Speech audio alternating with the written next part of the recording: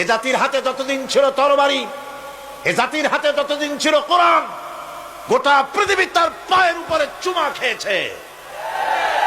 আর যেদিন কোরআনের পরিবর্তে জাতির হাতে এসেছে তানপুরা, বেহালা, ঢোল, সারিন্দা, নারিন্দা, সারেগামা, পাদানিসা, তখনই কপাল পুড়েছে জাতির।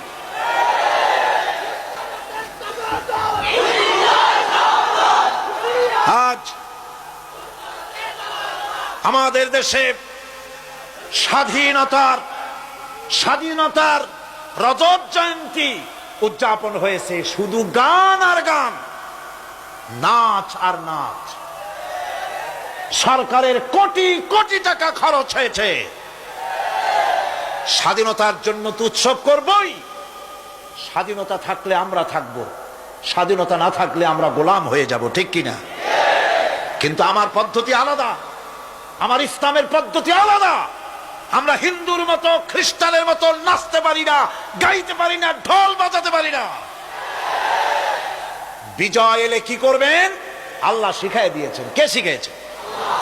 আল্লাহ রাব্বুল আলামিন বলেন, ইযা জাআ নাসরুল্লাহি ওয়াল ফাতহ ওয়া রাআইতান নাসা ইয়াদখুলুনা ফি দীনিল্লাহি আফওয়াজা ফাসাব্বিহ বিহামদি রাব্বিকা ওয়াস্তাগফির ইন্নাহু কানা তাওয়াবা।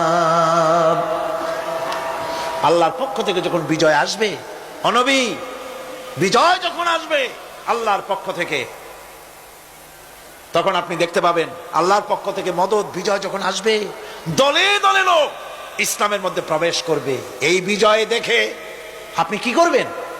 আপনার জন্য দায়িত্ব তখন ফাসাব্বিহ বিহামদি রাব্বিকা ওয়াস্তাগফির ইন্নাহু কানা তাওয়াবা। আপনি বেশি করে ইস্তেগফার করুন, বেশি করে তাসবিহ পড়ুন।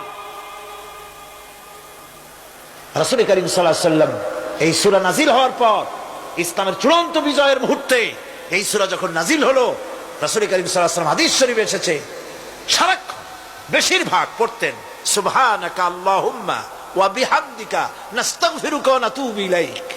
সুবহানাকা পড়েন, সুবহানাকা আল্লাহুম্মা ওয়া বিহামদিকা নাস্তাগফিরুকা ওয়া নাতুবু ইলাইক। রাসূল করিম সাল্লাল্লাহু আলাইহি ওয়াসাল্লামকে হযরত আয়েশা সিদ্দিকা রাদিয়াল্লাহু তাআলা আনহা জিজ্ঞেস করেছেন, হুজুর আপনি এখন এই দোয়াটা এত বেশি বেশি করতেছেন কেন? হুজুর বলেছেন, এটা আমাকে পড়তে বলা হয়েছে, আমাকে ইস্তেগফার করতে বলা হয়েছে, আমাকে তাসবিহ করতে বলা হয়েছে, অর্থাৎ বিজয়ে বিনয়ী হও।